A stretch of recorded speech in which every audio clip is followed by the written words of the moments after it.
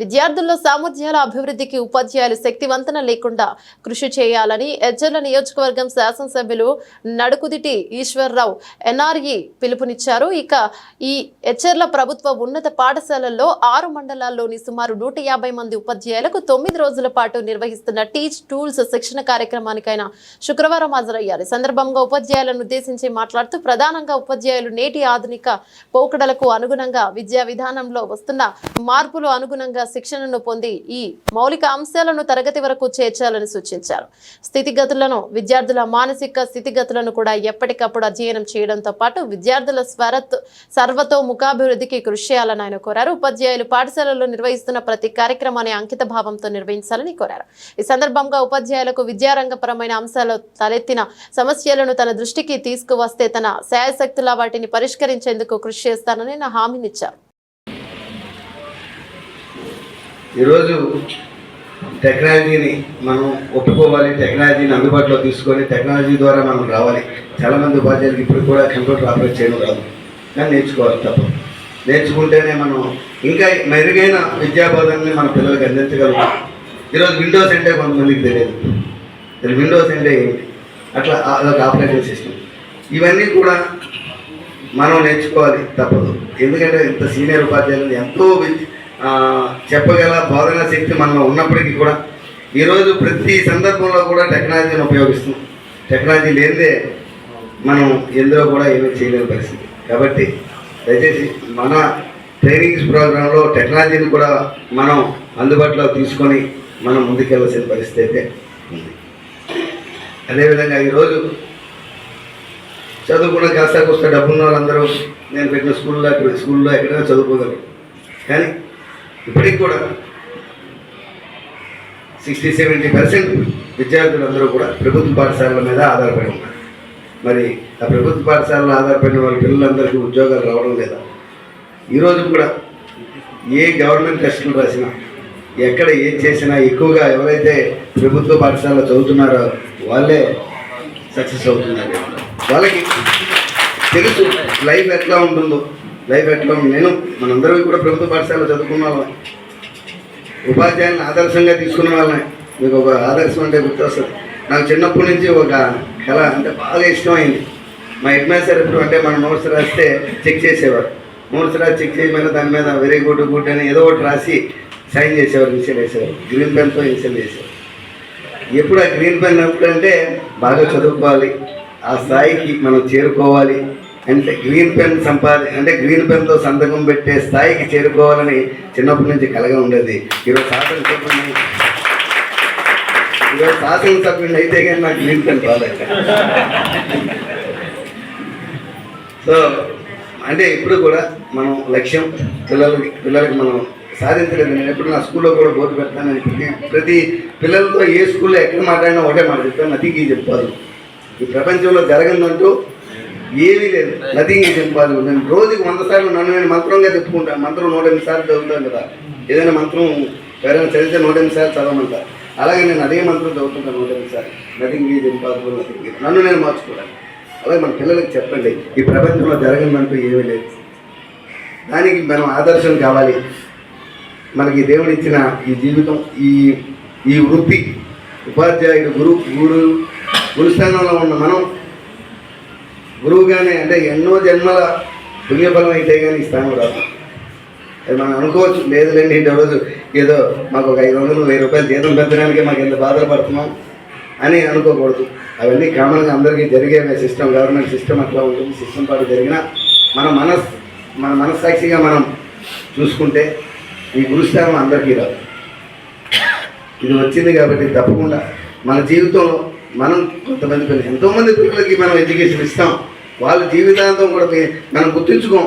సంవత్సరానికి ఒక 100 మందిని ఒక ఉపాధ్యాయుడు చదివిస్తే వాళ్ళు సర్వీసులో 30 సంవత్సరాల్లో ఎంతమందిని చదివిస్తారండి? 30,000 మంది విద్యార్థులను చదివిస్తారు.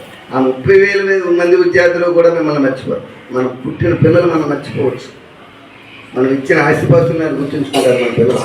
కానీ మనం విద్య నేర్పిన విద్యార్థులు మాత్రం మనం ఉండం, కానీ వాళ్ళు బ్రతుకుండే వరకు కూడా మనం మర్చిపోం.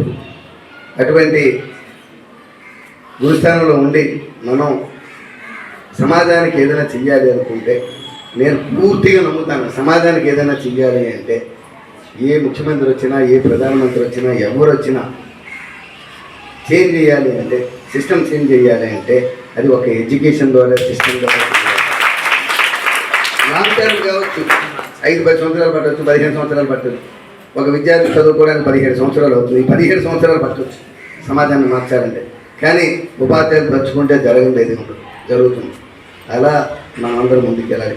అలాగే ఈరోజు మనకి రాష్ట్రంలో ముఖ్యమంత్రి చంద్రబాబు నాయుడు గారు, కేంద్రంలో ప్రధానమంత్రి నరేంద్ర మోడీ గారు కూడా మంచి నాయకులు ఉన్నారు. ఎడ్యుకేషన్ మీద మంచి పట్టున్న నాయకులు. అలాగే మన అదృష్టం కొద్ది ఎడ్యుకేషన్ మినిస్ట్రీ కూడా మన యువ నాయకులు లోకేష్ బాబు గారి అండర్లోనే ఉండడం, అది చాలా అదృష్టం. మనకి మన బాధలు చెప్పుకోవడానికి డైరెక్ట్గా వేదిక తప్పకుండా ఈసారి ఎడ్యుకేషన్ మినిస్టర్ వచ్చినప్పుడు మనందరితో ప్రత్యేక సమావేశం ఏర్పాటు చేస్తాను. నేను మనందరూ కూడా మన సమస్యలు బాధలు చెప్పుకోవడానికి అవకాశం ఉంటుంది. అలాగే ఇటువంటి ట్రైనింగ్ ప్రోగ్రామ్స్ విరివిగా జరుగుతూ ఉండాలి. మనం కొత్త సభా సరస్వతి నమస్కరిస్తూ ఈ టీ స్కూల్ ప్రోగ్రాం మన హెచ్ఎల్ నియోజకవర్గంలో మన ఉపాధ్యాయులందరికీ కూడా ఈ ప్రోగ్రాం జరగటం, ఈ ప్రోగ్రాంలో నేను కూడా మీతో పాల్పంచుకునే అవకాశం నాకు కూడా కల్పించడం చాలా సంతోషంగా ఉంది.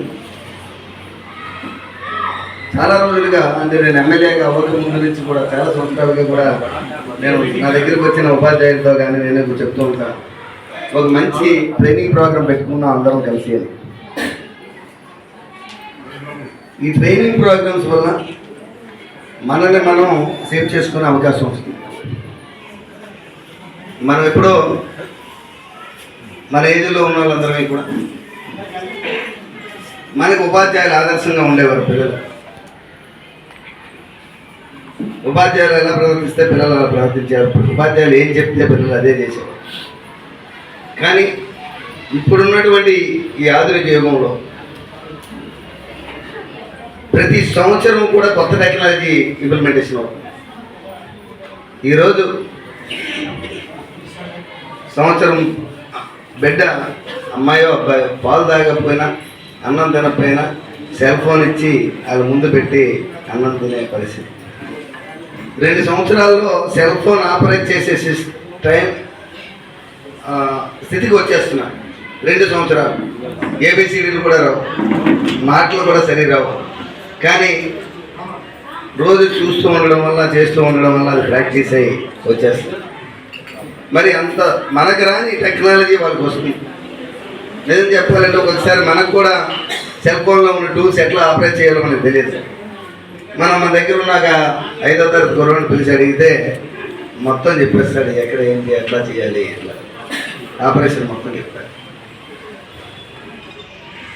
టెక్నాలజీ బాగా పిల్లల మీద ప్రభావం చూపుతుంది. కాబట్టి మనం కూడా ఆ పిల్లలకి టెక్నాలజీకి సమానంగా కూడా అంతకన్నా ఒక స్టెప్ ఎక్కువగా మనం ఉండి వాళ్ళకి విద్యాబోధన చేయాల్సిన రోజులు.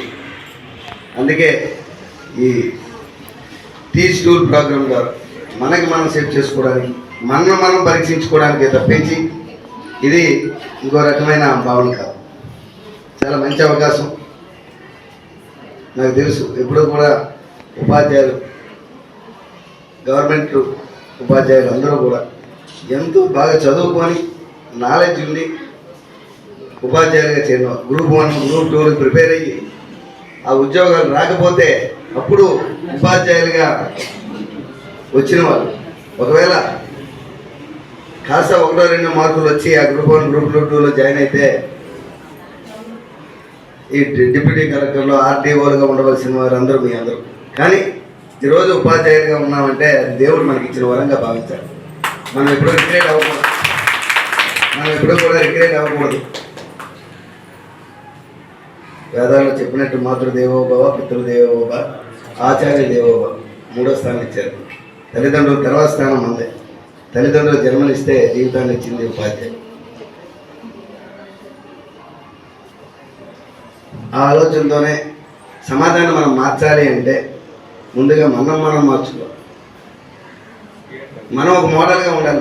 మన పిల్లలకు ముందుగా మోడల్గా ఉండాలి. మన ఉపాధ్యాయులుగా మన తరగతి గదుల్లో మన విద్యార్థులకు మోడల్గా ఉండాలి. అప్పుడే మన గుర్తింపు వస్తుంది.